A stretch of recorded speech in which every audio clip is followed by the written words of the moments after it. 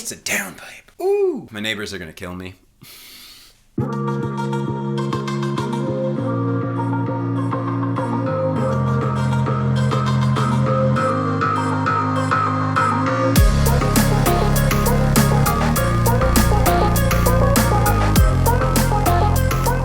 What's going on, folks? Eddie here. I hope you're having a fantastic day.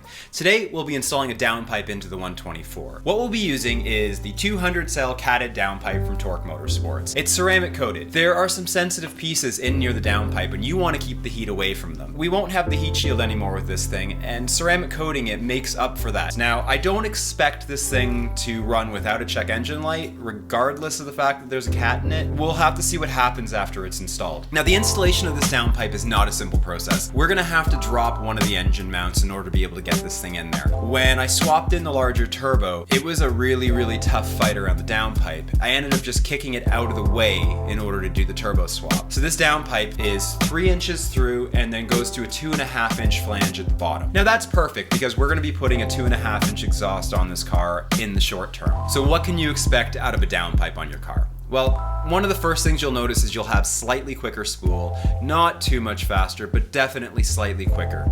Your exhaust is going to be a bit more free-flowing, so you'll end up with a bit more top-end power as well. It's not going to be a massive power gain. I know that the catless version of this pipe gives about 5-10 horsepower, so I'd expect a couple horsepower less with a catted pipe. But when run in conjunction with a full exhaust system and with tuning, these things are fantastic. Now, one thing I expect from this thing is I think the car is going to get a bit too loud for me. Now, if this was a 500, I wouldn't really care. You're in a fully enclosed space, that bit of noise is there, it gets a bit drony, but whatever, because race car. In a convertible, yeah, it's not quite as desirable, but you still want to have some sound. If you're interested in one of these downpipes, I'll throw the links in the description below. If you guys like what we're doing, smash that like button, hit subscribe if you feel so inclined, follow along with what we do. Blah, blah, blah, blah, blah. That's not bad. I'm feeling kind of loggedy.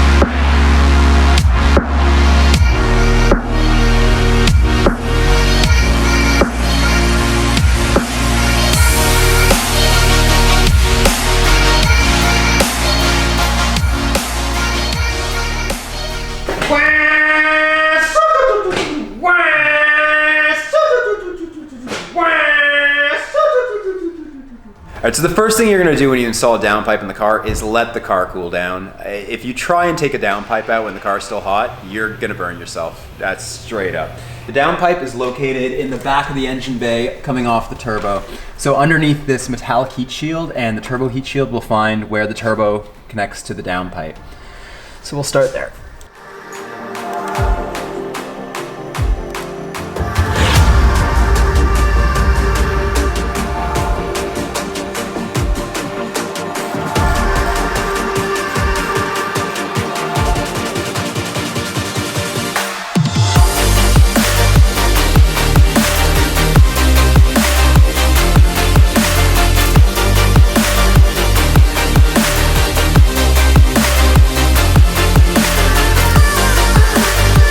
We need to undo the V-band clamp that connects the downpipe to the turbo. It looks like it's an 8 or a 10 mil. It's a 10 mil.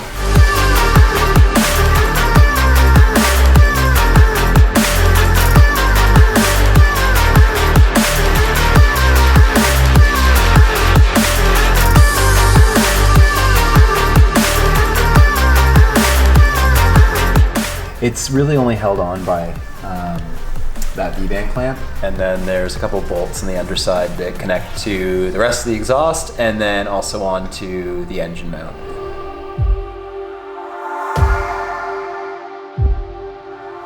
All right, so we're just gonna unfasten everything holding the O2 sensor in place for now. We're not gonna take the O2 sensor out until the pipe is out of the car, because we can simply unclip it here. Getting the O2 sensor out while it's in the car is a little difficult. If you have the correct tool, however, that'll slip over this, it's a lot easier and you could pull it out beforehand.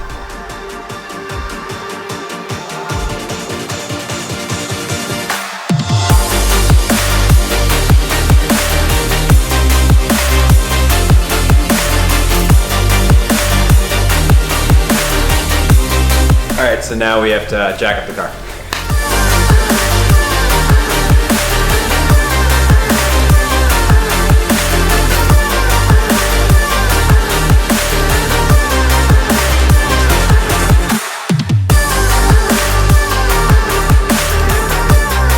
We're under the car. First thing we need to do is drop the skid pan before we can get to the downpipe.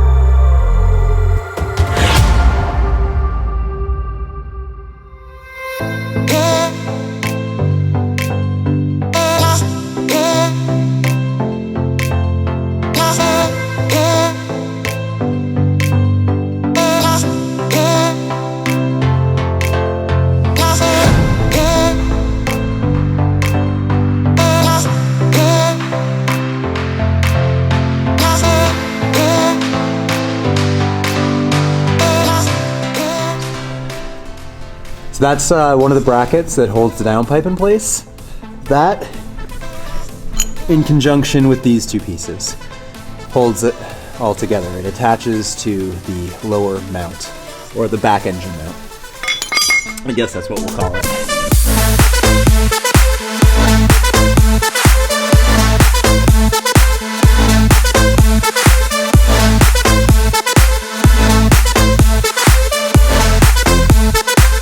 There's 4 bolts you have to undo on the one engine mount. There's one that goes into the actual rubber mount itself, and then there's 3 bolts that go into the block.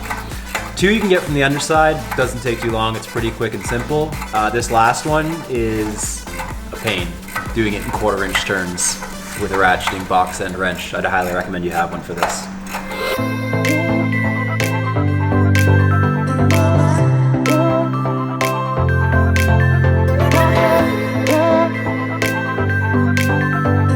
So the last thing we need to pull off is this heat shield, and the downpipe should now just fall out. It's a lot more involved than the 500, that is for sure.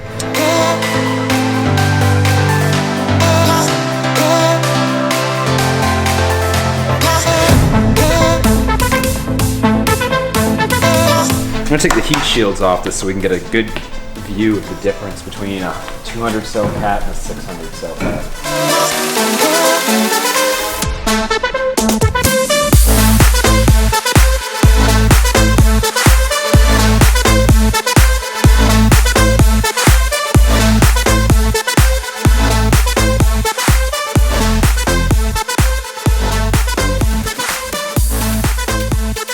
We're going from that to that.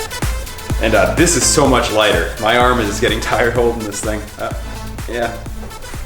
600 cell catalytic converter, 200 cell catalytic converter. All right.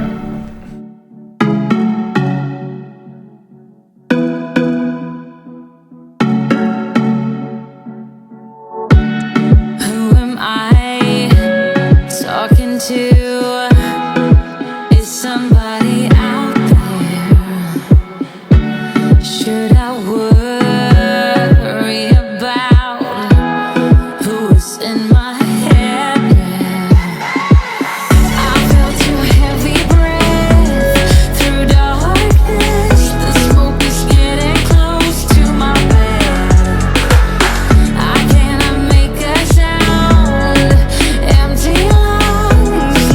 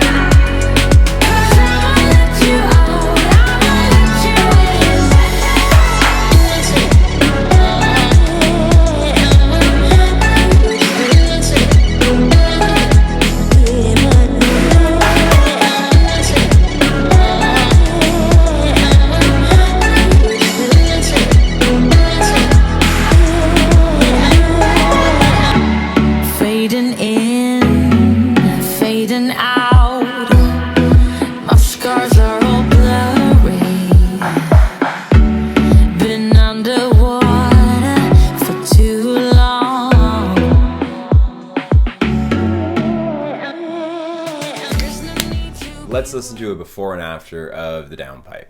Here's before.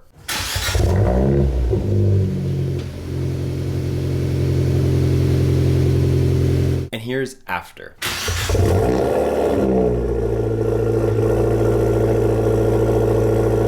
Again, here's before. And after.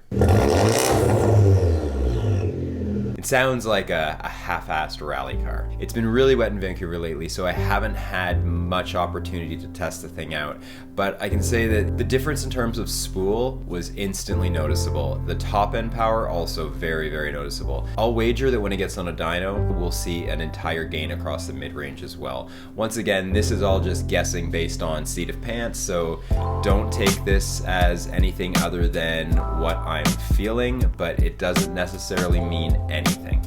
We're really going to need to get on a dyno pretty soon to see what's going on with this car. Anyhow, as usual, links to everything that's on the car are in the description below. Anyhow, thanks for watching. Hit that subscribe button, don't forget to hit the like, and I'll see y'all next time. Later.